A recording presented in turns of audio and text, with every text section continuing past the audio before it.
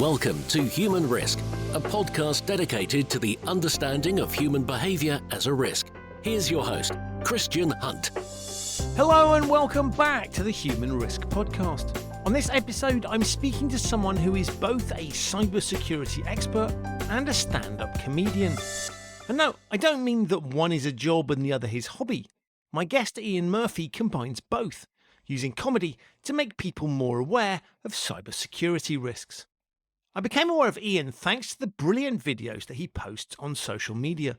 Like him, they're funny, irreverent and engaging. But he's not just someone who produces great content. Underpinning his work are some smart ideas about how we can be better at communicating and influencing human decision making, which makes him the perfect guest for the Human Risk podcast. In our discussion, we explore how Ian went from being a semi-professional football player via the British Ministry of Defence and then on to his current work.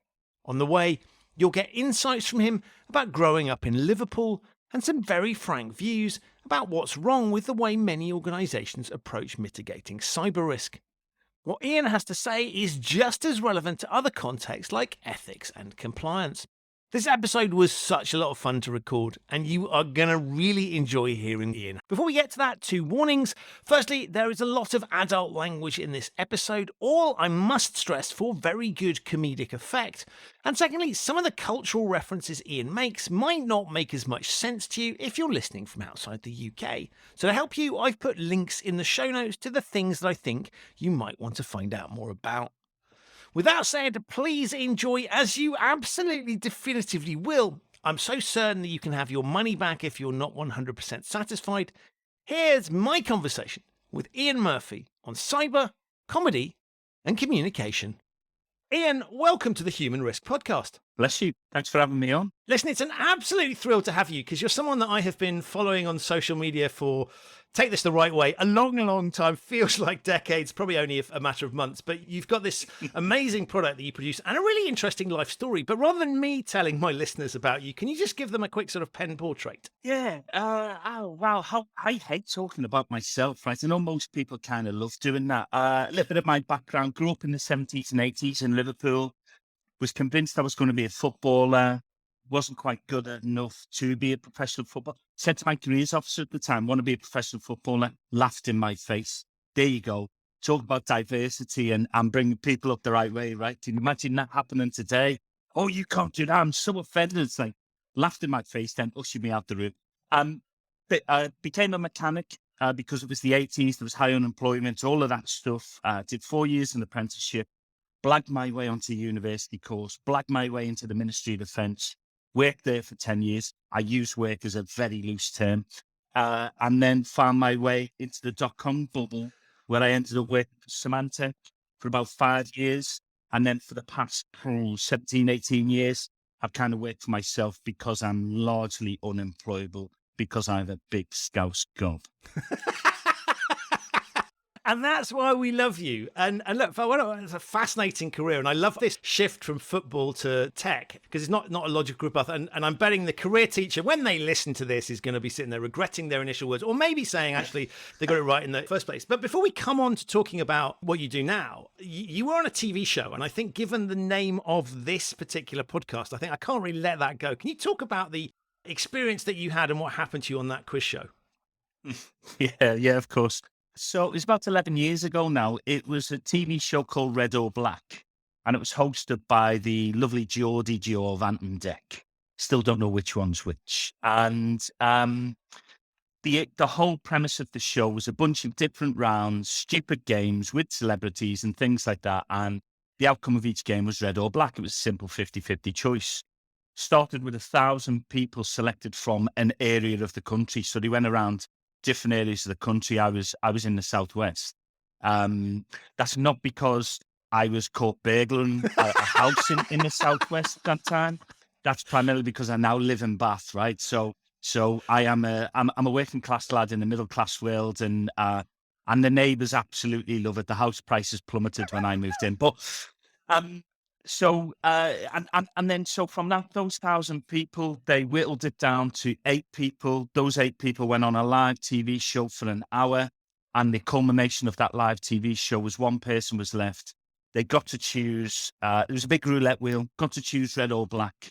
For £1,000,000, I got to the final person. I chose red because I'm a Liverpool fan. It came up black, and the rest is history, as they say. I was the first person to lose. Well, I didn't have it, but the first person to lose out on £1,000,000 live on TV in the UK. There's something historical for you, right? I love that framing of it, where you sort of go, the headline is you loses $1 million, but you never had it in the first place.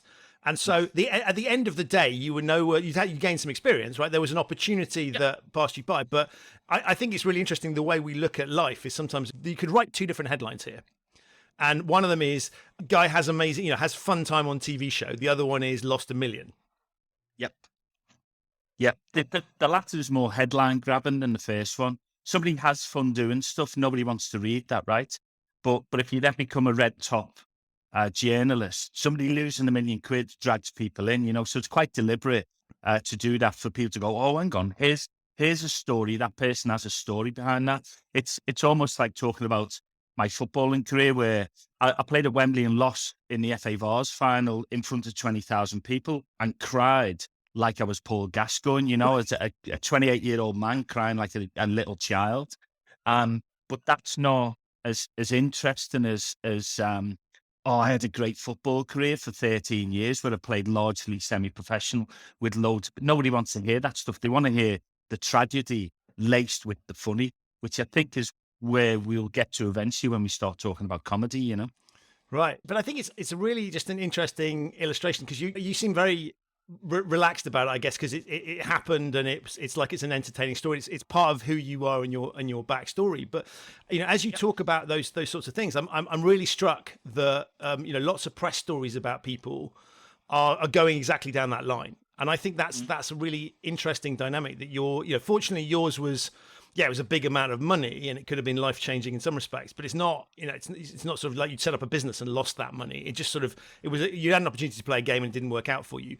But that dynamic of creating negative headlines, how we perceive the world, I think plays into a lot of what we see nowadays in terms of how the press are driving people's perceptions of all sorts of topics. Yeah, I think so. I think when you get to real serious topics, and I think you very rarely hear the news at 10, bong, and today somebody had a really good day and they really achieved what they wanted to do, because nobody gives a shit, right? Nobody cares. But people should care, right? People should care about the positive stuff. But it's almost like a Jedi mind trick, right? Hate leads to anger, anger leads to the dark side. It's like negativity leads to viewers lead to higher ratings lead to more sponsorship. So it's that kind of thing that drags people in.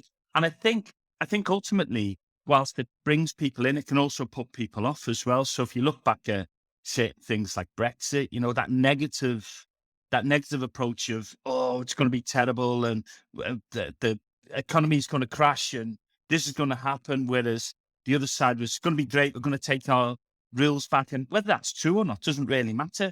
It kind of played to a narrative that people wanted the idea that they were in control, and it brought that back, So I think there's pros and cons on either side of it. And then, funnily enough, 2 or 3 years later on, we seem to be in an economic slump. We seem to be in it's like, and then all those clowns who are like, yeah, we'll take our laws back. They're like, yeah, it's not our fault. It's not our fault, Gov. We it wasn't me, right? We never did it. Yeah. It's them over there. It's them bloody Russians over there. Right. You talked about grabbing people's attention, and the way I came across you is you do these amazing videos on LinkedIn, which are, I think, just both super engaging, but also sort of pushing the limits slightly of the format in terms of, this is a professional now. So you're not unprofessional, but you're also pushing the boundaries of what's out there. Can you talk a little bit about what you do and how you go about putting those together? Yeah, I think I've always found that. So let's go back a bit. I've been in security, cyber, IT security, whatever you want to call it, for about 30 years now, since about 92. So almost 30 years. It's 2022 now. There you go. That's what Liverpool comprehensive education gives you, right? And I think I've found in my time now, I've come across so many serious people who want to be professional all the time. And then you go out with a pint with them afterwards.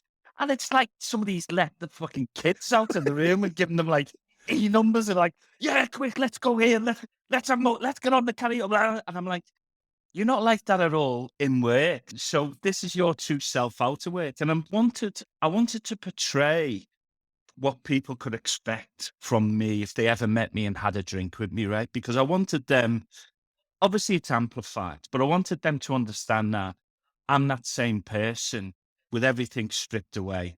Um, and and also, when I see people in the awareness industry now trying to be really serious and trying to get people's engagement and but almost doing it from a negative perspective. So they'll talk about people as users. So there's only the IT software industry and the drugs industry that talk about their customers as users, right? And there's a reason for that, right? So and then they'll blame them for breaches. 90% of all breaches are down to the human. I'm like, no shit, Sherlock. It should be 100%, unless that other 10% is dark matter or squirrels, right? It should be 100%. We're all idiots, right? And then I hear people calling us the weakest link. Now, if I hear that again, and if I'm in your company, not yours, but anybody listening to this, and you call the humans the weakest link, get ready for a kick in the bollocks or a punch in the face, right? Because it really winds me up. It's almost like in the industry, we're some special kind of being that is immune to being tricked and that everybody else isn't, and that they're the idiots. We are, newsflash for everybody here, whatever your religious denomination is or whatever it is, we are mammals who've evolved over time. And about 70,000 years ago, we had the curse of consciousness foisted upon us, right? And I love the theory. The only theory I love about gaining consciousness is the magic mushroom theory, by the way. I love that. I love the idea that we got consciousness because we were off our tits on mushrooms. That would be brilliant, right? That would be brilliant if that was so. So the idea of consciousness and the idea of to think of myths like religion, like money, and all those type of things, are what made us the dominant species on Earth, anthropologically speaking, right? So the idea that we're all kind of different or some are better than others is just it's just a falsehood, you know. And I get wound up by people calling us the weakest thing. I had one CISO on an event say that he called his people wet sacks of meat. Well, now we know what the C for CISO stands for, right? And I get that people want to do it to be controversial. I really do get it that they want to do to be controversial, but it has to come from a place of kindness. And again, we'll probably talk about this, about offense and comedy a little bit later on. And it has to punch up, not down, right? And I always think that when we do that, we distance ourselves from the people that we've been put in their charge, right? We're not in charge of. Simon Sinek says it. I'm not a big motivational speaker, as you can guess, but Simon Sinek says it. You know, leaders are not in charge of people; that people are put in their charge. So it's trying to protect them. And I think the more disservice we do, the more distance we create. And that's why I think humor is a bridge builder. I'll be honest with you. If I ask for people who was the best teacher at school, so they never say, oh, the one that was quite disciplinarian, or the one that made my life hell, or the one that battered us all the time. Now, like I said, I grew up in the 70s and 80s, and battering kids was an Olympic sport, right? Our schools seemed to excel in sadists. It was unbelievable. Sadists as teachers, mostly games teachers, admittedly, Right. you know. But I remember the funny ones. I remember the ones that made lessons interesting. You know, there was a French teacher, Mr. Pritchard. There was a music teacher, Mr. Vaughan, and they kind of made stuff interesting, right? And I thought, look, it's not a brainwave. It's not backed by science. But if I can bring humor to a really dull industry like cybersecurity, I'm kind of starting from a very low base, right? I'm probably the only one doing it. So I've got half a chance of making a name for myself and educating and engaging people as we go along. It's a rather long answer to your question there. No, it's a great answer to the question, because I'm always struck. You're absolutely right about teachers. And it is funny how PE seems to attract sadists, right? That we really shouldn't be allowing these sorts of, not very good at handling kids. Oh, great, let's make you a teacher, right? And yet the ones that were brilliant were the ones that didn't teach to the syllabus. They were interested in getting you passionate about the subject. Yeah. Who brought, who literally went off at tangents to grab your attention. Yeah. And we'll get through the syllabus brackets if we can, right? But we're here to enthuse you about my subject. And it's fascinating because at the time, intuitively, you kind of know which classes you like and what inspires you. But it's only later on, I think I look back and I just go, oh, wow, they were really good and they weren't. Yeah. And it's for exactly those reasons. It's a sort of understanding of humans. It's recognizing that if you want to get through to people, shouting at them, lecturing them, boring them doesn't do it. And so I think your point around comedy, it's a really simple way of engaging people's brains because it works on a human level. And so almost the more serious the topic, right, the more you want your kids to be enthused by your subject, the more you want somebody to pay attention to what you're saying, the more you have to be kind of more human and probably less serious. Yeah. I agree. His story from school, this actually happened. This is true, right? We were having a rugby lesson. Picture the scene, right? 30, I went to an all boys school, 30 Scousers, right? About 14, 15, in a field, a rainy field in Liverpool with a teacher trying to teach us rugby. Now, Liverpool is the furthest that you can get away from a rugby city at possible, right? It's just pure football. We just want to play football. So the teacher's trying to teach us how to pass the ball behind us, run round, link and pick it up and move forward. We arsed it up. We arsed it up like no tomorrow. And we were fucking about as well, right? To be quite honest, we were. He stopped the lesson. He got us in the dressing rooms, 30 kids. And he proceeded to throw the rugby ball individually at each of us like some American quarterback, by the way, launching it as a projectile, bouncing it off our heads to try and get us to learn. And we were all giggling. It was stupid. But could you imagine teachers doing that now? This was the type of way that how not to engage kids. I would dare say, if he made a game out of it, if he introduced football, if he played to his audience, he might have got a better response than us taking the piss religiously, right? So that is a true story. But I love that, right? You will like this sport because I'm going to tell you it's a complete. I mean, I think it's incredibly lazy, but it's also just it's utterly ineffective. And so it's the sort of worst combinations of sort of zero effort put in, maximal output the wrong way, right? You have not won anyone over in that situation. In fact, you've turned them off. And so I wouldn't be at all surprised if all that did was basically fuel the passion for one, dicking around, as you say, but two, it's like, well, this is why we like football. We don't like this other weird thing. And so you're literally turning people away from the very thing you're supposed to be encouraging them to do. Absolutely. Absolutely. I will tell you about the time I was in the cricket nets as well. Can you imagine giving cricket balls to Scousers? What's that going to do? Right? The dentistry bills were astronomical. And this, actually, while we're on that subject, I'm fascinated. So Scousers, and for overseas listeners who haven't picked this up, Scousers is a word for people from Liverpool. Yeah. There's a sort of reputation, I think justifiable, but tell me if this is wrong, for sort of mischief. Yeah. Yeah. Yeah. For being light-fingered, let's say, if we're going to put it polite. So during the 80s and the early 90s, the comedian Harry Enfield came out with a Scouser sketch. So Scousers, for those outside, is based on a dish called scouse. It's from the Scandinavian dish of lobscouse, which is potatoes and vegetables and whatever raggedy ass meat you've got available, right? You put it in a pot, you make it all pot of scouse. That's because Liverpool was a seafaring town way back when, and that's where the thing comes from. It was a cheap dish to make. It was a fairly rundown area, and that's where scouse come from.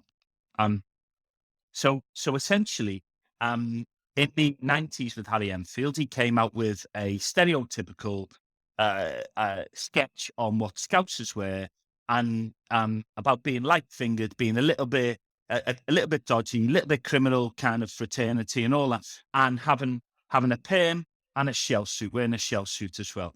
And that kind of thing stuck. I still get it today, right? I still get people when they find out I'm a Scouser, they want to tell me their favourite Scouse joke, right?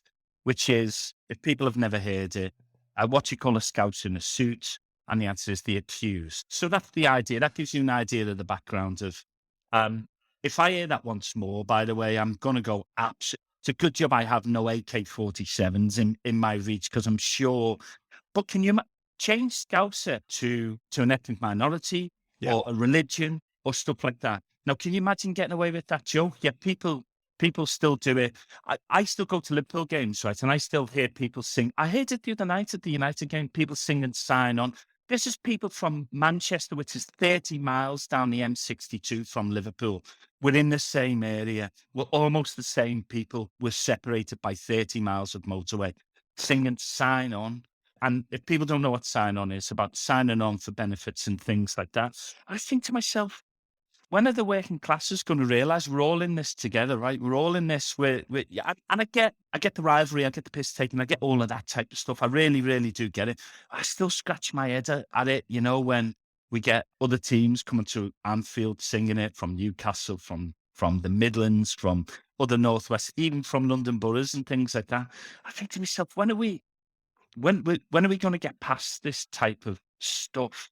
When are we going to be a little bit more together? And if we are then a little bit more together, we can hold those clowns into account in the government that makes such decisions that are so weighted in their own favour. It's almost like they know they can play us off against each other, when we keep doing that stuff. Right. Got a little bit Ben Elton political there. Didn't mean to. No, but I think it is interesting because it talks to sort of sowing division. Yeah. And sort of othering, and let's blame someone else, and I think that is a prevalent narrative, but plays into exactly the start point that you came into that with, is this idea of how do we react to other people, and how are we engaging with each other, and how our perceptions of the world color the way we look at things, and so stereotypes, I think, is a really interesting example of sort of it's lazy. It's very simple. There may be a degree of truth, or there was once upon a time, or it's a trope that's been passed down. It's not formed on actual views of people in the here and now. It's a theoretical, lazy kind of analysis of people, and I think that is what we also see back to your day job in terms of how do we think about people? Oh well, they're all idiots. All these people, we have the perfect IT system that's designed, and it's only the idiots letting us down. Yeah. It's almost a similar sort of logic. It's very primitive analysis and not thinking about people as people, but let's just have this homogenized block of something that we can easily, and if we can entertain ourselves by being slightly abusive, then that's a helpful side effect. I agree. And you say it I think sometimes when people in security moan about the fact that security aren't being listened to, it's almost like we've shot ourselves in the foot, because for years we've said no to things. We've said, you can't do that. For years we said, you can't work at home, you can't do all of that stuff. And then the pandemic hit. So it was a necessity to work from home then. Otherwise, businesses would have collapsed, so on and so forth. Cats and dogs living together, absolute mayhem, right? So, but now we find out that actually you can do a lot of things that you couldn't do previously. You just need the right set of circumstances for it. And I make the joke, right? I make the joke that we never get invited to parties because we are the branch of the company that likes to say no. And I also make the point that actually, if we want to get invited to those parties, maybe it's down to us to cross the road and speak the language of the people on the other side of the road, rather than be the typical Brit abroad that wears the Union Jack shorts, shouts louder, and adds O to the end of everything. So true. So true. But that's interesting, because that's similar. A lot of listeners to this show work in compliance.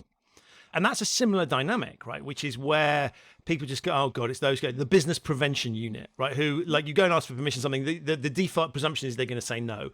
And I think the traditional view of compliance, for very good reason, is that they're imposing restrictions on people and forcing training on people because they can, right? So the primacy is we need to get the organization to be compliant. So we've decided how we're going to do that, and you're just going to have to suck this up. And I think the same is true of the sort of IT piece, which is kind of, we've designed a system, and this is what it will do, and we've designed it for our own convenience. So we don't want people undertaking renegade activities like working outside the office, because that poses a problem for us. More work on our side ruins our beautifully curated system. Ditto, God, we don't want you taking on new business in a compliance because that's going to generate more risk. So it's almost like the tail is wagging the dog.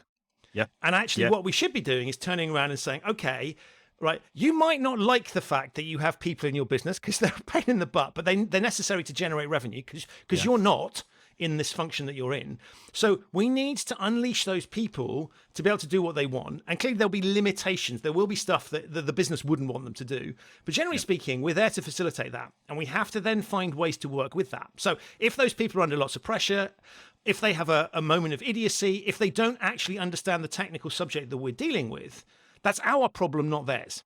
I agree. And it's our job to find a different way to explain it. It's one of the things I get levied when I talk to customers about using my videos and stuff like that. And they're like, but what about measuring change? What about doing phishing tests, for argument's sake, because that's what compliance calls for? And I'm like, so I'm taking a big deep breath here, right? So I'm trying not to get really, really ranty but I will say this, and I'll say it for all the cheap seats: phishing test does not eradicate phishing, right? If anything, it destroys more trust with your users, because the potential for it to be used in a very, very bad way, and we've all seen those things that have hit the news headlines, just erodes that trust straight away. And even if you're not using it in a bad way, if you get somebody, then you send them an email and they click on that link and it takes them to a site saying, don't worry, just a phishing test. They feel tricked and they feel humiliated, right? So you're already invoking negative emotions with that stuff. I'm not saying it can't be useful, but there's loads of studies that show that it actually does not improve the propensity to click on links, right? So my point to people is, look at the engagement I get on LinkedIn, right? Hundreds of thousands of likes, tens of thousands of comments, millions of views. Look at that and look at the engagement that's coming from those type of videos. We actually are asking nothing more from somebody than a minute and a half of their time. A minute and a half to entertain them and educate them, right? And I have people come to me all the time saying, I showed my nan your video. She's downloaded a password manager. I'm like, that's brilliant. That is absolutely brilliant.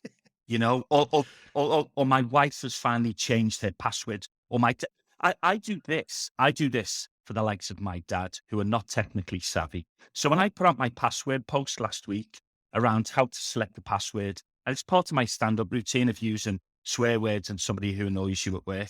And then I get people from the industry saying, what about password managers? I'm like, I fucking know about password managers. It's not for you, dickhead. It's for people who aren't technically savvy, you prick. Read the post. You know, it's almost like I want to reach through the screen and shake them. Stop fucking putting technology, you dickhead. It's not about that. It's about making it easier for people. You know, this is on the audio. Christine can see me on video. I've got veins popping out my head and everything, you know, whilst I'm doing it. But I slightly do that tongue in cheek because, but it's true. People think that tech can solve loads of things. I'm not interested in that side of it, right? I'm not interested in boxes being ticked. I'm interested in the outcomes. And I think we get the equation of awareness wrong. I think people train people to protect the business. Wrong. Absolutely wrong. People don't. Here's a news flash for business owners. People don't give a shit about your business. They really don't. They give a shit about getting a salary and going on holiday to Spain twice a year, right? That's all they care about, paying the bills. They don't care about your business because they know as soon as your business is in trouble, you will have no qualms about cutting staff, right? So there's very few businesses in this world that actually do really care about their staff. Very few. And if the business owner comes on and goes, yeah, we do, we care about our staff. If it's not your employees talking about how you care about them, it matters not a jot what you're saying. You might as well say is we have an office on the moon. It's just, it doesn't really matter, right? So the equation is arse about face. If you change that equation to, we want to give people stuff that entertains them and educates them and will help them and their wider network of family and friends, because they'll take it away and show other people and say, how good is this? How blah, blah, blah. You've got half a chance of making them a bit more cyber savvy. And that should be the goal in this. It should not be creating more layers of human-based technology to protect your business. And if I hear human firewall once more, take firewall out of that term and put shield, and then go and look at what a human shield is and see if that still resonates for you, you gang of pricks. That is Wow, so much in there, but I love it because what I love about it is you're passionate about it, and yeah, it's ranty and it's exciting, all those things, right? And it's engaging, but underpinning it, you've got a really good point here, and I love that idea that on the one hand, with employees, there's this sort of presumption that the employer's interest and the employee's interests are 100% aligned. Yeah.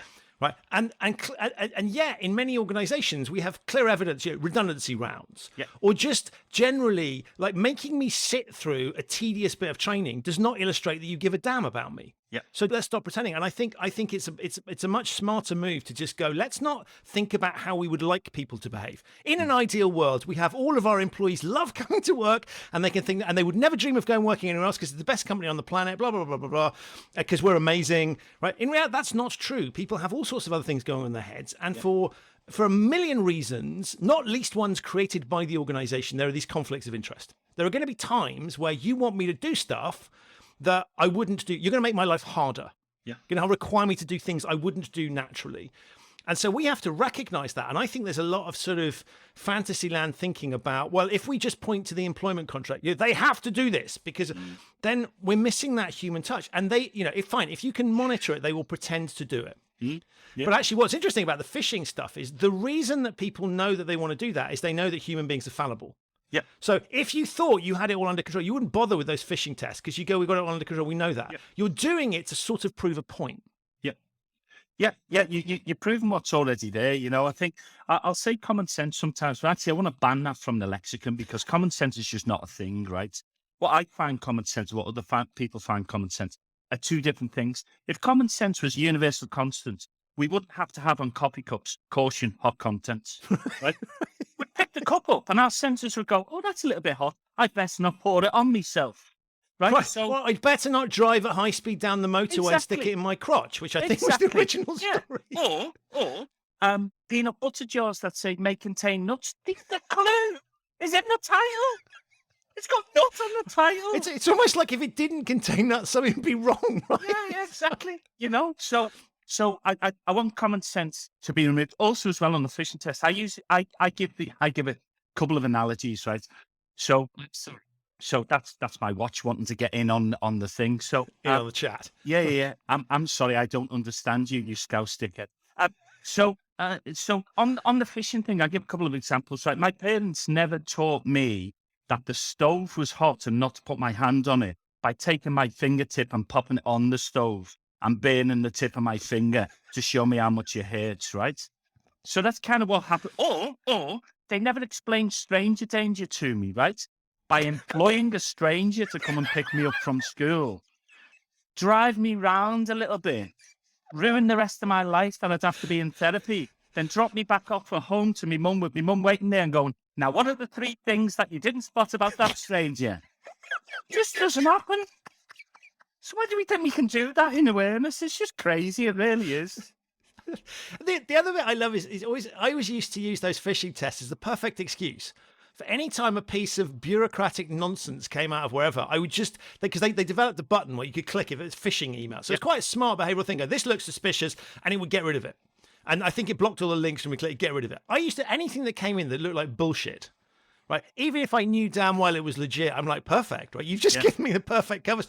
Off it goes. And guess what? 80% of it never came back. And the 20%, I was like, but this didn't look serious. I mean, if this was a problem, this looked like a phishing thing. This is awfully worded. No serious function. This organization will be putting people through this sort of nonsense. Yeah. So it was like just the perfect illustration. But I think it's just because we can means we will. Right? Oh, what's the easiest way to test these things? Let's just send emails and prove that it's not us, it's them. Yeah. Rather than actually, as you talk about, engaging the individuals and just thinking, okay, how can we work with people and with the weaknesses and idiocies and frankly other pressures? They've got other interests. I mean, I always talk about compliance in this context and saying, look, if people are interested in compliance, right, they'd be working in compliance. I'd argue if you were interested in password managers and IT security as your primary thing, right, you'd be working in that function, not in sales or whatever else. Yeah.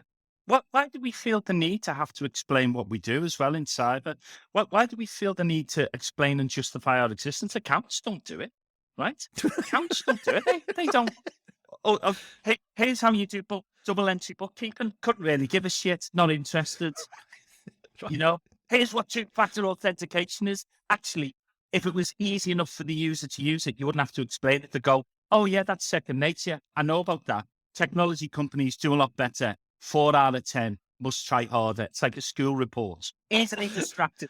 Ian is easily distracted by the other clowns in the class, must try harder. That should be the same for every technology company here that we have today, right? But I mean, that's a great point, because if you look at what are the best gadgets, they're the ones you don't need to read the instruction manual Correct. for. Right? Correct. They don't even come with, like the iPhone, for example, love it or hate it, right? Yep. Generally, you can make it work. Yeah. Right. And you might want to look up a particular feature, but it's deliberately designed so out of the box, you can get it to do what you need to do. Yep. I agree. And you know, I use password managers and all that stuff. Some of it is complicated to me, right? And I've used Vi in the past. I used to code in BASIC back in the day, right? From those magazines where you get the computer and there'd have one mistake in it halfway down. So you'd spend all night doing it and you'd find out the semicolon was missing and you'd batter your brother for it, kind of thing. This. What's going on with the So I'm not a technophobe, but all far from it. I used to configure all those security devices. I don't now because I'm really windswept and interested and I've got other people to do that shit. But if we took security technology and we applied the user experience that the likes of Apple and Samsung and mainly Apple and Bose, right? I've got Bose earphones in. I've got Apple Mac stuff. If you want to sponsor me, get on the phone. I'm quite cheap, right? But well, you never know. You never know. Christmas you got to try, right? Christmas is coming up. You never know. There's presents on the offer, right? So, but technology companies need to be better at that stuff. If I have to send my dad to Open University to learn how to use another piece of software that isn't intuitive to him, it's going to be no good. He's going to resort to the old stuff he did and the old practices he did, and the password book he may or may not have. Again, I've seen several posts on LinkedIn about password books. How terrible is this? I'm like, come on, you bunch of dickheads. Think about it outside of that little realm that you're in. It might be terrible for you in security because you've been fed a bunch of Kool-Aid of password and two-factor and multi-factor and blah, blah, blah. For an old age pensioner who just wants to store their access to Hotmail and stuff like that, and they can't remember it and all of that stuff, it's a useful thing, and the risk is really low of somebody breaking into their, maybe not as low in Liverpool, but of somebody breaking into their house and stealing that book and then ransacking their bank account for the £4.70 they've got in it, you know. So it's like, let's try and remove ourselves from the comfort blanket we've got and the ivory tower that we all live in. Get amongst the people who we should be caring a little bit more about and talk their language instead of come on back to my earlier point, instead of pointing fingers and laughing from the outside.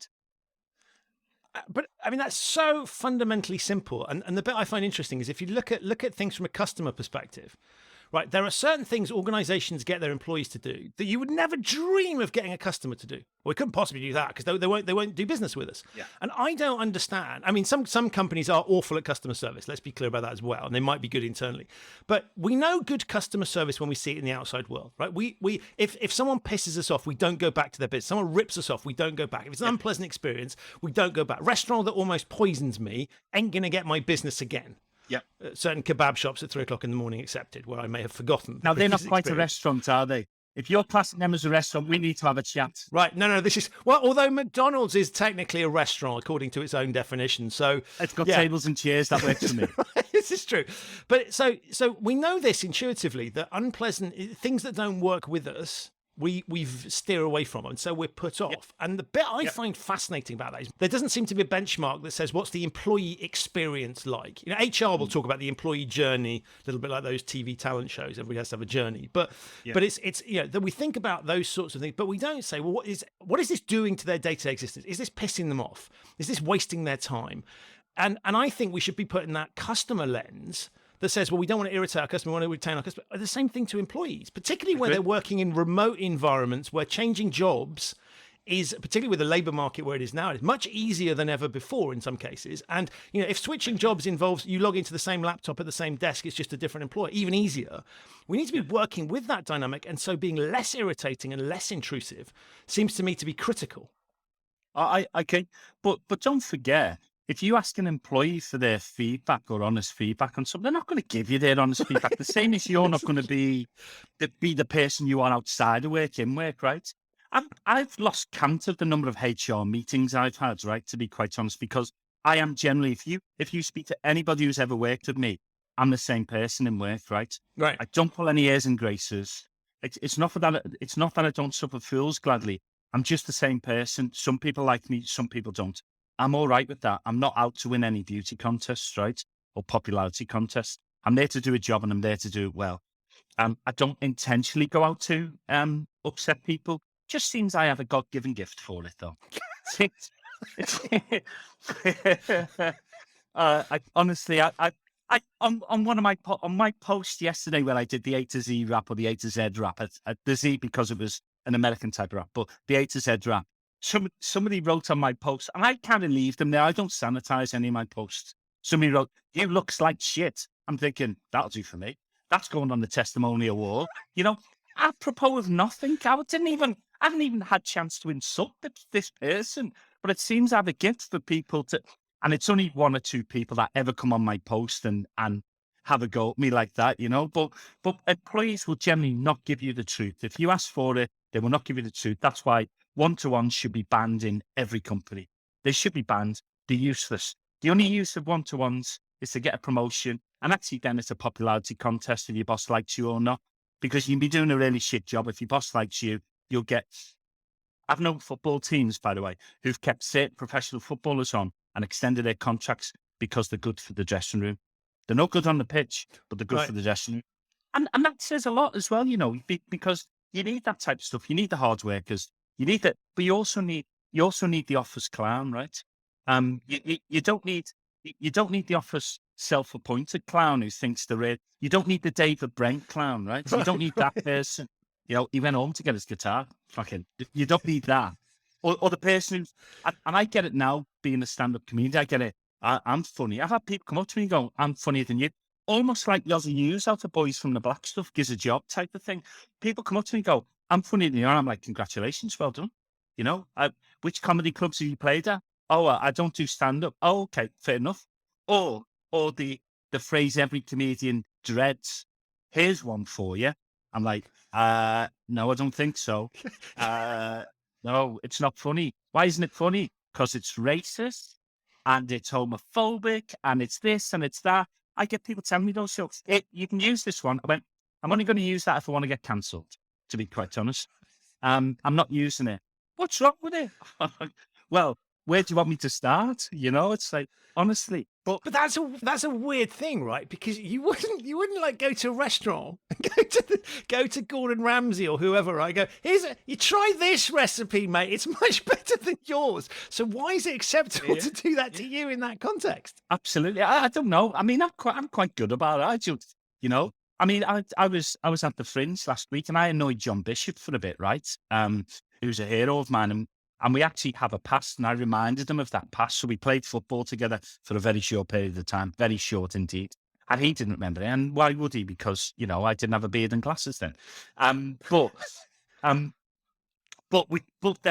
then we had a laugh about it, right? So I would never dream of going up to John and going, "What about this joke, John? That's blah, blah, blah," and because it would just, you're right. It's almost like going up to Gordon and going, I think I've got a beans on toast recipe that you'd really love. It's like, yeah, I'm all right, and I'm good. No, I'm all right. The secret is pepper. I don't care what your secret is. I'm just not interested in it, But it's nice that people actually take the time out and take the effort to come and do it. But just be aware, if you're listening to this and you ever approach me with a joke, I'll politely laugh and go, "Oh, that's really good." And in the back of my mind, I'm thinking, "Don't ever come near me again. If you come near me again, I'm going to find a shallow grave to bury you in." Love that. And I think the comedy piece is interesting because it's entirely consistent with your approach to the cyber stuff. But it's a fascinating way of developing a model for engaging people. So I'm imagining you do it because you enjoy it and you're clearly good at engaging people. But I presume it's a nice virtuous circle, and it helps fuel the work product. I can't. I'll tell you why I did it. I'll tell you why I did it, because the videos themselves. So it's something I've always wanted to do. It's been hidden in me for a very, very long time, and I turned 50 and I thought, now or never. Why not? So if not now, then when? Right? Yeah. So it's probably it's a great midlife crisis to have, though, isn't it? I mean, that's brilliant. That's right. It's a wonderful one, isn't it? People have affairs or get sports cars or whatever. I just make a dickhead of myself on stage. So my wife is kind of cool with it. I'm not. And it gets me out from under their feet, so she doesn't have to listen to my rubbish jokes. But the reason I did it, apart from always wanting to do it, is the videos is a collaborative process, right? The videos are a collaborative process with my team, who are really a great bunch of creatives, and I'm more or less the Morecambe and Wise in front of the camera, where they're the Eddie Brayburn at the back of the camera, writing the stuff, sitting down, we'll sit down, we'll go through it, here's what we're going to do, or I'll come up with an idea. And then, so it's more of a collaborative process. The stand-up comedy was something I wanted to do that was mine and mine alone. Almost to prove to myself that I think I am funny, but not so much to get validation, because actually when I do a show, people will come up afterwards and really give me really good feedback and validation. I think, oh, you're just being kind. So I can't take the validation that people come up afterwards and go, that was really good. It was real. And I'm thinking, well, you're just being kind because I'm here. And they'll go, no, that was really, and I'm like, okay. And even at the back of my mind, I'll still go away and think, that joke didn't land quite right. Why didn't that? I'm quite critical of the stuff I do. That didn't land well. Why didn't it land well? Could I do something different and things like that? I suppose that's a good trait to have, but I'd also like to be a little bit more satisfied in it as well, right? Because people do find it interesting. People do find it funny. I do a podcast with a mate of mine who is an established stand-up comedian, and I overheard him saying the other week at the Fringe, he's a really good comic, he's really natural. And I'm like, yeah, he's a bit drunk, he's not talking about me there, So it's that kind of, maybe it's not imposter syndrome. I don't have any kind of syndrome. Shove that syndrome up your arse, right? I do not want any kind of syndrome or any kind of excuse for it. I think it's just my Scouse upbringing, where we weren't taught to accept kindness very well. We were taught to accept kindness with a sarcastic, piss-taking attitude, right? Right. Yeah, and it strikes me. You're talking about sort of work in progress, right? So you talk about the outcome you're looking, want to be more satisfied, and I wonder whether is that actually ever achievable, because presumably you're just building up this set of things. And okay, joke will work well, but there'll be something else in the set that didn't, and so you'll naturally, as we always do, right, you'll focus on the ones that didn't quite land the way you wanted them to land. And so my sense is that like with writing or anything else, right, you could always be better, and you could always be better. And so in many respects, the curse is it's a constant kind of work in progress, and you'll never quite get there because you're never going to stop adding new material. Yeah, and I think maybe that's what drives people on. I think that's maybe what stops it being stale, right? That you're always achieving. I don't think I'm achieving. I want to achieve perfection. I don't think that's possible, right? Because things move on all the time. Social attitudes move on, all of that type of stuff. So I don't think you can achieve perfection. But I think I just generally want to get better at it. Even when I was at football, I wanted to get better. I was more critical of myself playing. I would remember the bits I didn't do right in the game rather than the bits I did, or the goal is good or whatever. I'd remember the other bits that I didn't do quite right. I got outpaced. I was on the wrong side of that foot, all of that type of stuff. So I was a bit more critical. And I didn't have the greatest talent as a footballer. I had enough talent that I got paid handsomely for as a semi-professional footballer, but I didn't have enough to make it as a full-time role. I played for Bury for a little bit for their reserves. But that was and I've been on several professional contracts in the semi-professional game, but that was kind of the closest to gone. So I guess I achieved what many thousands of kids never ever get any close to, anywhere near.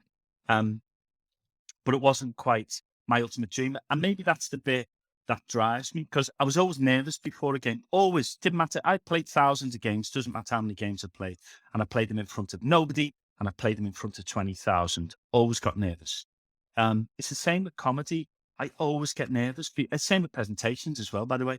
Because I do a lot of keynotes as well, but I do a different type of keynote. I do a keynote where I mix this message that we're talking about now about awareness and fun, but with some of the stand-up bits and routines. So I never use any slides because I think they become a crutch that you rely on. And if you're going to say what's on the slide, just let people read that, right? Instead of I can read for myself. Have a look. Is there any blind people in today? If not, knock yourselves out and read it. I'll print it out in Braille. I'll be at the bar. I'll come and see you afterwards if you've got any questions.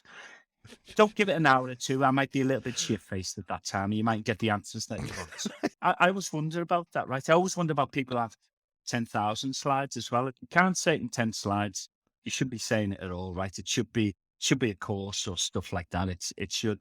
So I knocked the slides on the head ages ago.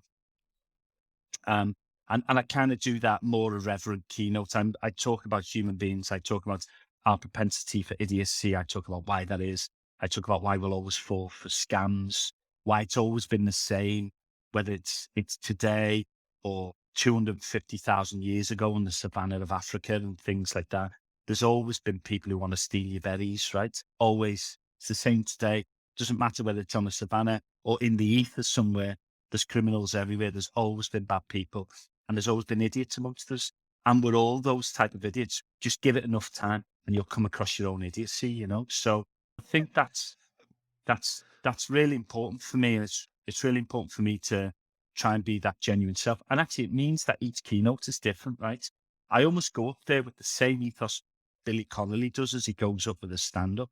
I kind of know what I'm going to talk about, but I never know which tangent that I'm going to go off on. I did something recently for a customer and I got away with a cunnilingus joke, right? Who knew you could get away with a cunnilingus joke in front of a room full of CISOs? You know, it's like, but that's where my mind took me. My mind took me there. And it just seemed natural to do. It wasn't offensive. It wasn't misogynistic or anything like that.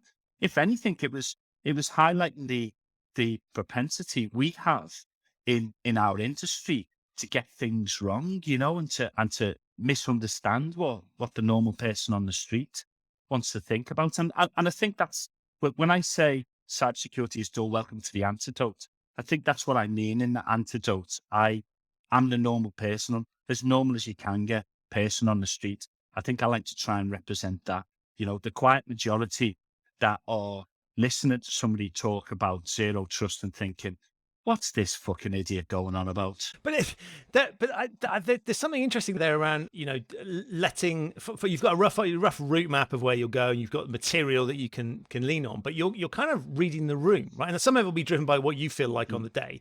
How do you get the best out of yourself?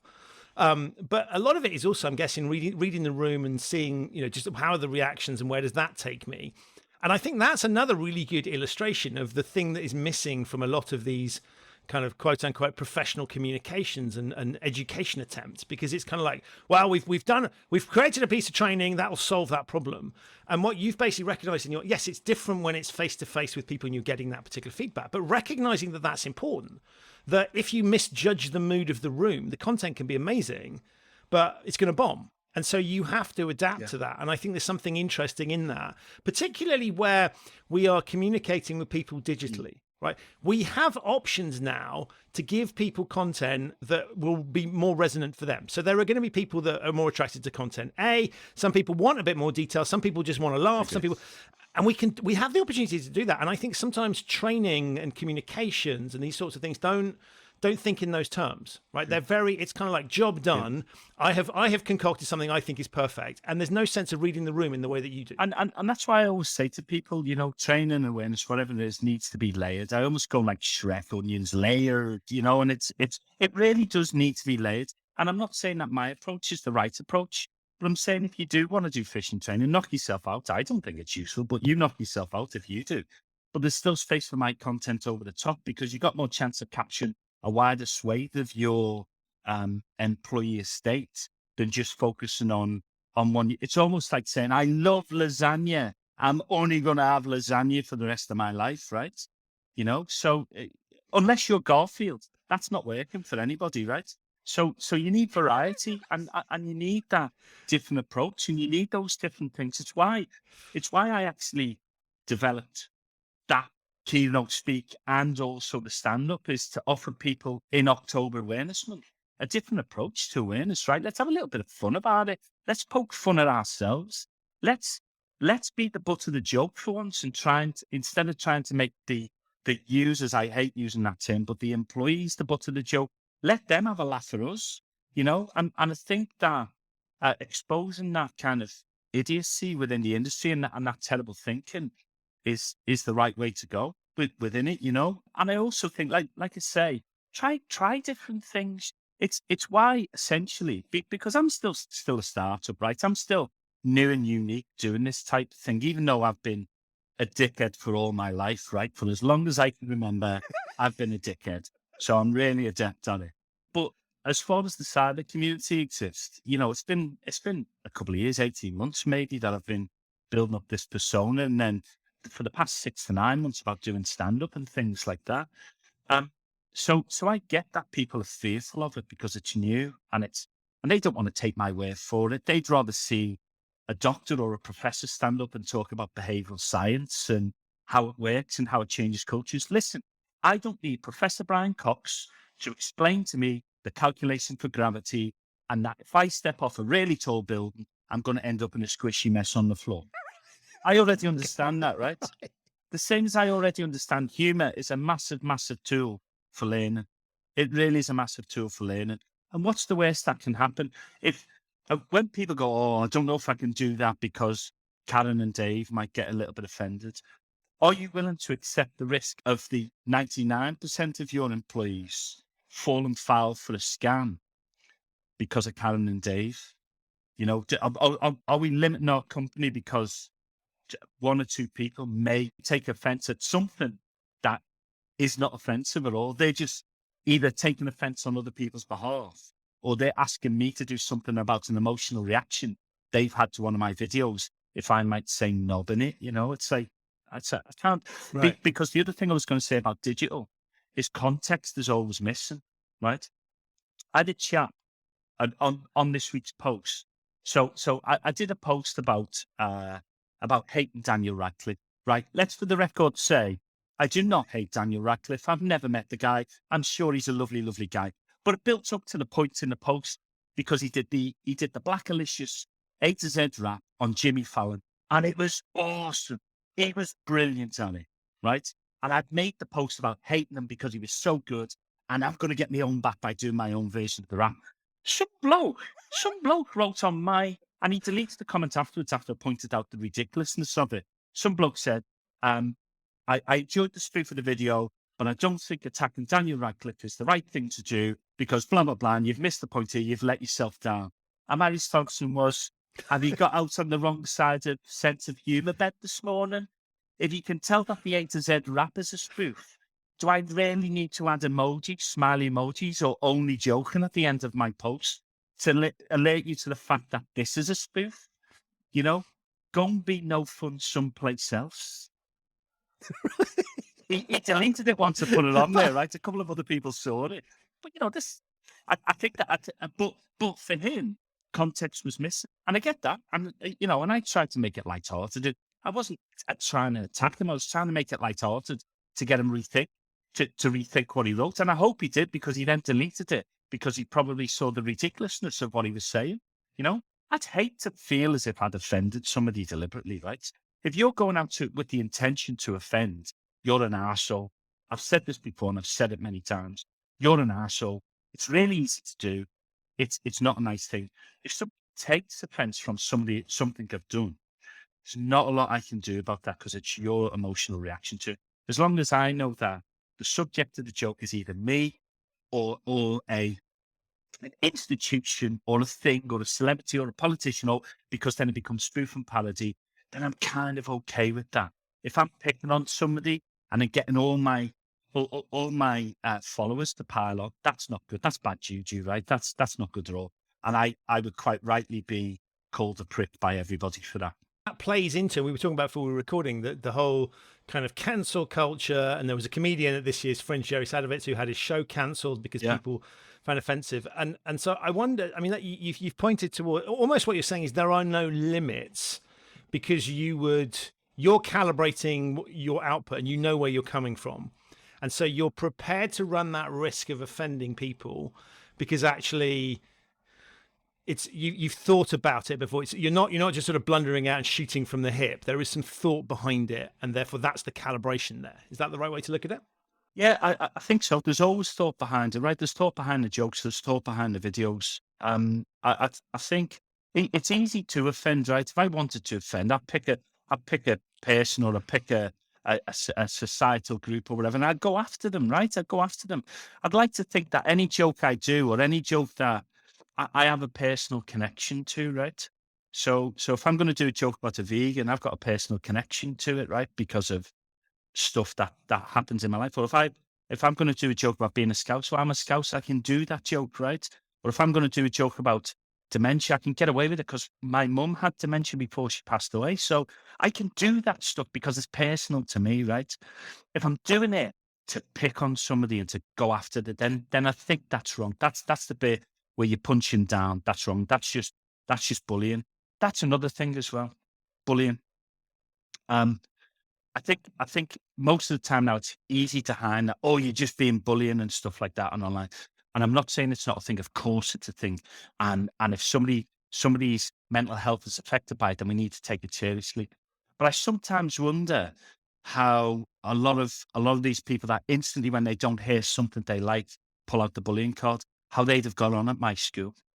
I sometimes wonder how during the 80s, when actually if you walked into school with the wrong haircut, you got battered, right? And I'm not saying that's right. I'm not saying it's right. But I worry for the next generation of people, for their resilience at things.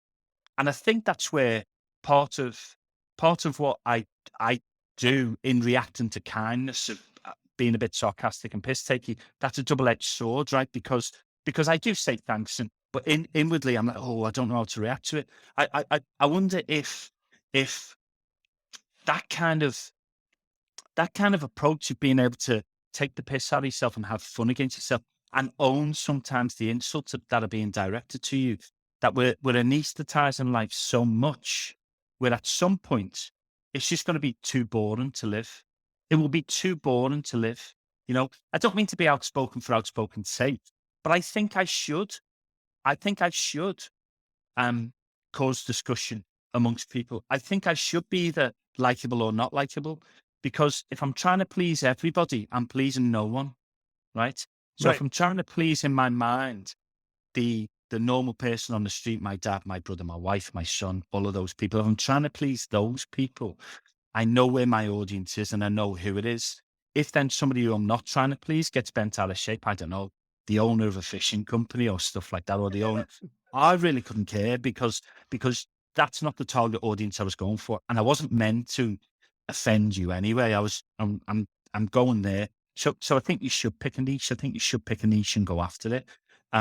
Because otherwise, if you're trying to appease everybody, you're just going to fail, and you're going to fail consistently at it, you know? Wow. I could go on and talk forever, but time has beaten us, Ian. I'm now struggling to know what to say, because normally I would say, thank you so much for being on the podcast. I love your stuff and all those sorts of things. But given the way you said you react to it, I will just go, I'm going to put links to all of your things in the show notes, including some of the videos that I have particularly enjoyed, so that people can get hold of you. Because I think what I do find really fascinating is, yes, you're talking to a specific audience, but it definitely resonates with a much broader audience of people that are trying to persuade individuals within an organization to behave in a particular way and to solve this human risk challenge. And I love the fact that you're sitting there going, look, we just have to accept people do stupid stuff and let's work with that rather than against it. And the fact that you use comedy, I think is fabulous. So I will say, I do love your work. You've been an absolutely fabulous guest on the show. Thank you so much. Thank you. It's been a pleasure being here. So that's it for this episode of the Human Risk Podcast. My enormous thanks to Ian for appearing and to you for listening.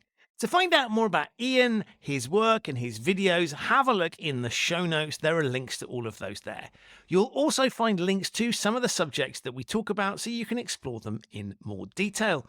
If this is your first time listening to the Human Risk Podcast, where have you been? Welcome. You can subscribe wherever you get your quality audio content. It's available on all of the major podcasting platforms. To find out more about me and the work that I do with my clients, helping them to mitigate their human risk, visit human-risk.com. I'll be back very soon with another episode of this show, but in the meantime, stay safe. Remember that comedy is a very powerful communications tool, and thanks for listening.